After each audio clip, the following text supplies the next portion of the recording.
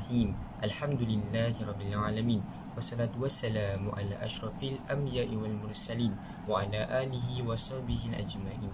Assalamualaikum warahmatullahi wabarakatuh. Salam sejahtera dan salam satu Malaysia. Ahli panel dan sidang hadirin yang dirahmati Allah. Segala puji kehadirat Allah Subhanahu wa taala dan dengan limpah kurnianya dan izinnya dapat kita bersama-sama bersua dalam aktiviti forum dalam mata pelajaran pendidikan agama Islam pada nilmala yang bening lagi ceria. Hadirin yang dihormati sekalian, sebelum saya memperkenalkan ahli-ahli panel kita yang cantik lagi ayu bergaya pada hari ini, saya ingin mengupas terlebih dahulu mengenai tajuk forum kita pada hari ini. Tajuk forum kita pada hari ini adalah insurans takaful. Takaful berasal daripada satu perkataan Arab iaitu al-kafalah yang bermaksud saling jamin-menjamin. Dari segi tafsiran syarak, ia adalah perkataan satu kumpulan untuk jamin-menjamin dan bantu-bantu antara satu sama lain ketika para peserta kumpulan tersebut ditimpa suatu musibah. Takaful juga adalah persetujuan antara para peserta takaful yang menyumbang ke dalam satu dana yang akan memberi manfaat kewangan. Manfaat ini akan dibayar kepada peserta-peserta takaful atau kepada waris mereka sekiranya berlaku perkara-perkara yang telah dipersetujui terdahulu atas dasar prinsip ta'awun, iaitu jamin-menjamin dan saling tolong-menolong serta berkongsi risiko. Pada zaman kini, insurans adalah satu perkara yang penting yang patut dimiliki oleh semua orang bagi mendapat jaminan setelah ditimpa musibah. Berkata pepatah, malang tak berbau. Baiklah, para hadirin sekalian, sebelum kita menelusuri lebih mendalam topik ini, lebih molek jika saya memperkenalkan ahli-ahli panel kita terlebih dahulu pada hari ini. Berkata orang-orang tua, tidak kenal maka tak cinta. Di sebelah kanan saya adalah saudari Amira Sarah yang merupakan ahli panel kita yang pertama. Selamat datang saudari, apa khabar? Terima kasih saudara moderator, saya baik sahaja. Assalamualaikum dan salam sejahtera kepada semua ahli panel dan hadirin sekalian. Seterusnya, saya memperkenalkan ahli panel kedua kita, iaitu saudari Puteri Diana. Walaupun nampak pemalu namun petah berbicara. Assalamualaikum dan salam sejahtera. Alhamdulillah, saya bersyukur kerana diberi peluang untuk melibatkan diri dalam forum kita pada hari ini. Berada di sebelah saudari Puteri Diana pula ialah tidak lain dan tidak bukan panel kita yang terakhir, iaitu saudari Siti Sarah. Apa khabar saudari Siti Sarah? Alhamdulillah, saya baik-baik sahaja. Terima kasih kepada saudara moderator di atas pertanyaan saudara. Usai salam perkenalan daripada semua ahli panel kita yang cantik lagi menawan. Jadi, marilah kita meneruskan tujuan utama kita dengan forum yang bertajuk Insurans Takaful. Sidang hadirin yang dihormati sekalian, apakah yang dimaksudkan dengan insurans takaful dan sejauh manakah pengetahuan masyarakat tentang insurans takaful? Bagi menjawab persoalan ini, izinkan saya mengajukan soalan pertama kepada ahli panel pertama, saudari Amira Sarah. Mohon saudari menjelaskan tentang maksud dan jenis perkhidmatannya. Bismillahirrahmanirrahim. Terima kasih saudara moderator. Assalamualaikum dan salam sejahtera kepada sidang hadirin yang dihormati. Takrif insurans takaful yang telah saya petik daripada laman blog karangan Ramin Hasniran pada tahun 2021 ialah insurans takaful merupakan satu konsep insurans yang berlandaskan hukum syariah. Konsep takaful secara asasnya berteraskan kerjasama, tanggungjawab, perlindungan ke atas aset bersama dan menawarkan pengkongsian risiko sesama ahli. Buat pengetahuan hadirin sekalian, syarikat takaful pertama yang ditubuhkan di Malaysia adalah pada tahun 1985 selepas pengumuman Akta Takaful 1984. Sebelum wujudnya insurans takaful, insurans konvensional sering menjadi pilihan para pelanggan. Syarikat insurans takaful ditubuhkan di Malaysia sebagai satu alternatif bagi kita untuk menjauhkan diri daripada syarikat insurans konvensional yang sering membawa unsur riba, maisir dan al-gharar kepada syarikat perkhidmatan perlindungan kewangan berlandaskan syariah dan agama Islam. Insurans takaful menerapkan akad wakalah dan muhabarah, manakala insurans konvensional adalah berasaskan akad jual beli. Insurans konvensional juga tidak dipantau oleh majlis penasihat syariah. Selain itu, insurans konvensional itu sendiri mengandungi unsur gharar, iaitu ketidakpastian kerana sekiranya tidak berlaku sebarang musibah, wang premium yang telah dibayar akan hangus atau erti kata lain, satu pihak mendapat keuntungan manakala satu lagi pihak menanggung kerugian. Oleh yang demikian, menggunakan perkhidmatan insurans konvensional tidak diterima dalam Islam kerana Islam mewajibkan kita sebagai umat Islam mencari yang halal dalam setiap perkara. Pada masa kini, terdapat pelbagai jenis perkhidmatan yang ditawarkan oleh syarikat insurans takaful. Antaranya ialah takaful keluarga yang meliputi insurans kesihatan. Insurans takaful ini dapat memberikan perlindungan sekiranya kita harus membayar kos rawatan persendirian seperti kos rawatan hospital dan rawatan kesihatan yang lain. Selain daripada insurans takaful keluarga, terdapat juga takaful am yang meliputi insurans nyawa, kenderaan dan rumah. Untuk pengetahuan para hadirin sekalian, insurans nyawa ini memberi perlindungan dan menanggung diri dan nyawa sekiranya berlaku risiko kematian, ketidakupayaan dan kesakitan sehingga terpaksa dimasukkan ke hospital. Pengambilan takaful ini adalah supaya waris kita mendapat hibah dalam nilai yang banyak. Sekian saja daripada saya, hadirin sekalian. Kembali kepada saudara pengerusi. Sidang hadirin, demikian tadi penjelasan dari Saudari Amira mengenai definisi insurans takaful yang pada pandangan saya amat terperinci dan menarik. Seterusnya, saya mohon penerangan daripada ahli perdana kedua kita, iaitu Saudari Puteri Diana mengenai pengertian jual beli di atas talian dan jenis perkhidmatannya. Jadi, dipersilakan. Terima kasih saya ucapkan kepada saudara moderator dan selamat sejahtera kepada para hadirin yang dikasihi sekalian. Izinkan saya untuk meneruskan sesi forum kita pada hari ini. Bismillahirrahmanirrahim. Sudah terang lagi bersuluk, evolusi teknologi pada zaman ini yang semakin canggih telah banyak mengubah cara hidup masyarakat sekaligus memberi manfaat kepada kehidupan manusia. Ini memperkenalkan kita kepada perniagaan atas talian atau dikenali sebagai e-dagang. Definisi e-dagang yang saya ambil dari sebuah petikan di laman web mendefinisikan e-dagang sebagai suatu sistem yang membolehkan penjualan dan pembelian barangan atau perkhidmatan oleh penjual dan pengguna di internet. Pada era globalisasi ini, jual beli atas talian telah menambat ramai hati masyarakat di seluruh dunia kerana prosesnya yang lebih mudah dan pantas. Perniagaan atas talian semakin berkembang pesat oleh kerana pandemik yang melanda dunia sejak tahun 2019 dan juga gaya hidup masyarakat yang semakin sibuk. Dengan hanya memerlukan rangkaian internet, transaksi atas talian mampu dilakukan di mana sahaja dan bila-bila masa sahaja. Antara ciri-ciri jual beli dalam talian ialah: pertama, urusan jual beli dilakukan secara maya. Penjual memasukkan maklumat berkaitan barang yang hendak dijual di mana-mana laman web atau media sosial. Maklumat itu biasanya dalam bentuk gambar, pernyataan ciri-ciri barang, gunaan dan beberapa perkara lain yang dapat menarik minat pembeli untuk membelinya.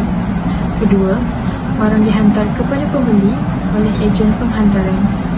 Tugas penghantaran barang diuruskan oleh penjual yang dilakukan oleh ejen penghantaran. Pembeli hanya menerimanya di tempat yang ditetapkan dalam urusan jual beli. Ketiga, wujudan barang. Dalam keadaan biasa, barang dagangan wujud ketika akad dilakukan. Pembeli boleh memeriksa atau menilai sendiri barang yang ingin dibeli secara fizikal. Sebaliknya, jualan atas talian tidak memberi peluang sedemikian. Ini kerana pembeli hanya dapat maklumat mengenai produk secara gambar yang dipaparkan dan beberapa maklumat yang dinyatakan. Keempat, bentuk akad. Dari segi akad, jualan biasa memperlihatkan siwang akad sama ada melalui perkataan, perbuatan atau secara berdiam diri. Namun, akad jualan atas talian berlangsung secara berasingan dan masih sah. Seterusnya, perniagaan secara atas talian menawarkan banyak perkhidmatan kepada pengguna dan juga penjual. Antaranya ialah wujudan aplikasi perniagaan atas talian seperti Shopee, Lazada dan Mudah.my, media sosial, transaksi atas talian, diskaun dan pembayaran tunai semasa penghantaran. Jelaslah, aplikasi di internet juga telah menjadi satu medium untuk mempromosikan kegiatan perdagangan selain daripada menjadi pusat penyebaran maklumat. Justeru, ini banyak memberikan manfaat kepada kedua-dua belah pihak. Contohnya, Pembeli tidak perlu bersesak-sesak untuk pergi ke pasaraya, lebih-lebih lagi semasa era pandemik yang memaksa kita untuk lebih meluangkan masa di rumah dan juga dapat menjimatkan lebih banyak masa membeli barang. Dari sudut pandang peniaga pula, mereka tidak perlu mengeluarkan kos untuk menyewa kawasan untuk berniaga. Terdapat dua persoalan berkaitan dengan barang jualan atas talian, iaitu hukum melakukan kontrak ke atas barang yang lain dan hukum melakukan kontrak ke atas barang yang masih tidak wujud. Terdapat berbagai pandangan daripada para ulama dan menurut mazhab Hanafi, sesiapa yang membeli sesuatu barangan yang tidak dilihat atau gaib, maka jual beli tersebut adalah sah dan mempunyai hak khiyar bagi meneruskan jual beli tersebut atau tidak tanpa mengira barang tersebut menepati sifat-sifat yang dinyatakan atau sebaliknya. Walau bagaimanapun, mengikut mazhab Syafi'i yang pertama, tidak sah sama sekali dengan jual beli barang yang gaib, iaitu barang yang tidak dapat dilihat oleh penjual dan pembeli atau salah seorang daripada mereka berdua, sekalipun barang tersebut wujud semasa majlis kontrak kerana terdapat unsur-unsur penipuan. Seterusnya, pendapat yang kedua ialah sah jual beli tersebut dengan syarat hendaklah dinyatakan sifat-sifatnya dan pembeli berhak khiyar yang bermaksud meneruskan atau membatalkan jual beli sebaik saja melihatnya. Oleh yang demikian, e-dagang telah menjadi satu alternatif bagi pengguna dan juga penjual untuk melakukan urusan jual beli. Akhir kalam, pengguna hendaklah bijak ketika membeli barang atas talian di platform yang boleh dipercayai. Terima kasih atas penjelasan yang panjang lebar berhubung dengan definisi jual beli atas talian dalam kehidupan kita.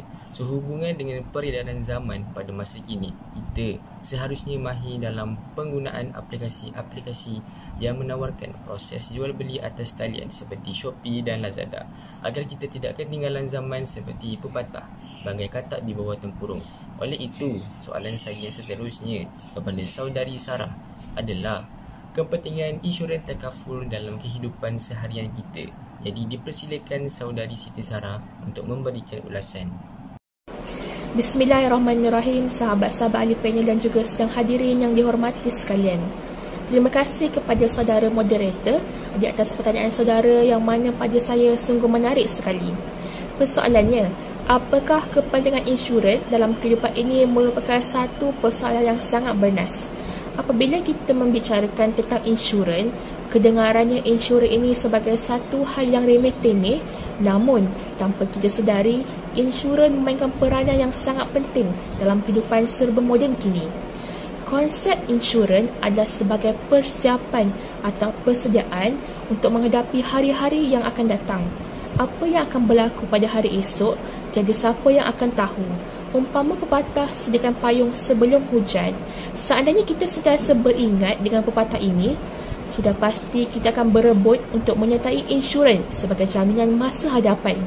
Jadi, sebelum kita ditimpa perkara-perkara yang tidak diingini, seperti situasi yang tidak diduga, seperti berlakunya musibah kemalangan, musibah kematian, bencana alam serta hal-hal yang dikira kecemasan kerana malang itu tidak berbau.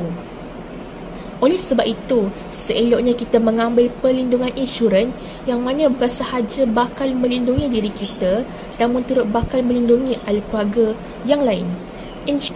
Insurans bukanlah untuk menjadi kaya, tetapi untuk mengelakkan kita menjadi miskin. Di sini saya ingin berkongsi beberapa kepentingan insurans dalam sebuah kehidupan bagi menjawab persoalan yang dilontarkan oleh saudara moderator. Yang pertama adalah berkaitan dengan kematian. Mati secara tiba-tiba dalam kemalangan atau penyakit yang tidak dijangka boleh berlaku pada kita pada bila-bila masa sahaja. Sekiranya anda sudah tiada, insuranslah yang akan membantu keluarga anda membayar hutang, bil-bil dan juga kos tambahan yang anda telah lakukan semasa hidup. Ia juga akan membantu waris anda untuk meneruskan kelangsungan hidup pada masa akan datang. Oleh itu, mudahkan urusan keluarga tersayang dengan menyediakan pelan insurans mulai dari sekarang. Kepentingan insurans yang kedua adalah dari segi kos perubatan. Kita sedia maklum dalam keadaan kos perubatan hospital yang makin tinggi, ruang tempat di hospital kerajaan makin padat. Dan dalam ekonomi yang makin merosot, pelan insurans membantu anda dalam memudahkan dan menyelesaikan masalah ini. Simpanan yang anda ada belum tentu cukup untuk menanggung kos perubatan dan rawatan. Kepentingan insurans yang terakhir yang bakal saya rungkaikan adalah mengenai perlindungan penyakit kritikal dan lumpuh. Jika anda mengalami penyakit kritikal atau lumpuh, kemungkinan kewangan anda akan terjejas kerana anda berisiko untuk tidak dapat bekerja lagi. Pelan insurans akan merancang bagaimana anda dapat menjana bantuan kewangan selaras dengan pendapatan bulanan anda. Dengan itu, bertindaklah ketika anda masih dalam keadaan sihat dan boleh bekerja. Kerana anda bertindak sekarang, anda bijak. Setakat ini sahaja, saudara moderator. Terima kasih saudari Siti Sarah, ahli panel ketiga. Demikian tadi rumusan perbincangan daripada semua ahli panel kita yang menerangkan tentang insurans takaful. Konklusinya, kita sebagai manusia pada masa kini haruslah berfikiran matang dan juga bertindak secara rasional dengan mengambil langkah awal sebelum ditimpa kecelakaan. Mendaftar sebagai ahli dalam organisasi yang menawarkan perkhidmatan insurans adalah cara yang terbaik kerana insurans mampu membantu kita untuk memulihkan ekonomi kita dan juga dapat membantu kita apabila ditimpa masalah seperti kemalangan, lumpuh seluruh badan dan lain-lain. Sidang hadirin yang dihormati, kalau berjalan sudah sampai ke batas, kalau berkayuh sudah sampai ke pulau, kalau mendaki sudah sampai ke puncak, kita telah sampai ke penghujungnya. Entah sirih salah sarung, entah kata salah tutup, entah maksud salah sampai. Terimalah salam, salam bersantun, salamnya minta maaf, salam minta ampun. Saya mewakili semua ahli panel mengucapkan setinggi-tinggi terima kasih kepada semua hadirin yang hadir memberi tumpuan ketika forum berlangsung lantaran keterbatasan waktu. Saya memohon mengakhiri acara ini. Selanjutnya, mohon mengundur diri. Sekian, wabillahi taufiq wal hidayah. Assalamualaikum warahmatullahi wabarakatuh.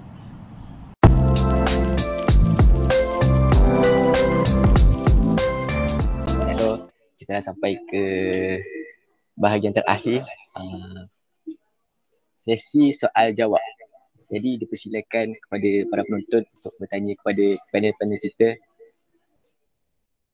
Silakan. Assalamualaikum, saya Muhammad Nuri Kemal ingin bertanyakan soalan ini kepada panel 3. Dalam jual beli yang sesah di sisi Islam, ijab dan kabul merupakan salah satu syarat sah jual beli yang dijalankan antara kedua-dua belah pihak. Namun, bagaimana dengan kedudukan ijab dan kabul dalam jual beli secara dalam talian atau online ini? Waalaikumsalam. Terima kasih di atas pertanyaan saudara sebentar tadi. Sirah atau ijab dan kabul bagi jual beli online sebenarnya berlaku secara nyata, iaitu dalam bentuk tulisan digital. Hukumnya adalah sah, iaitu sama dengan jual beli yang dilaksanakan melalui tulisan. Apa yang lebih penting ialah ijab dan kabul itu mestilah dapat dilihat secara fizikal, iaitu melalui tulisan, dan tulisannya dapat difahami oleh kedua-dua pihak. Akad melalui jual beli online diketahui melibatkan pengguna internet dan juga peralatan seperti komputer. Walaupun jual beli ini tidak dilaksanakan secara berhadapan antara kedua-dua pihak, komunikasi ijab dan kabul masih lagi sah. Ini kerana ia adalah sejenis akad yang dijalankan secara berjauhan, iaitu al-ghaiban. Melalui penggunaan komputer dan juga internet, akad dikira sempurna dan sah apabila terdapat tawaran dan penerimaan yang jelas, walaupun tidak berjumpa secara fizikal. Jadi dapat diringkaskan bahawa ijab dan kabul bagi jual beli dalam talian adalah sah jika kesemua rukun jual beli dipenuhi. Walaupun pembeli dan penjual tidak berjumpa secara fizikal bagi melakukan ijab dan kabul, syarat-syarat jual beli tersebut masih lagi dipenuhi melalui medium internet. Saya harap persoalan saudara terjawab. Terima kasih. Jadi kita buka ke soalan yang seterusnya. Okay, silakan para penonton untuk menanyakan soalan. Assalamualaikum. Saya Muhammad Zikri ingin bertanya satu soalan kepada panel 1. Kenapa masyarakat kini, terutamanya umat Islam, kebanyakan masih lagi ragu-ragu dan tidak mahu memohon insurans sedangkan insurans itu dapat memberi jaminan pada masa akan datang? Terima kasih. Terima kasih atas soalan daripada saudara Ikmal. Jadi saya tujukan soalan ini kepada panel kita yang pertama, iaitu Amira Sarah. Silakan. Waalaikumsalam. Terima kasih kepada Muhammad Zikri di atas lontaran soalan sebentar tadi.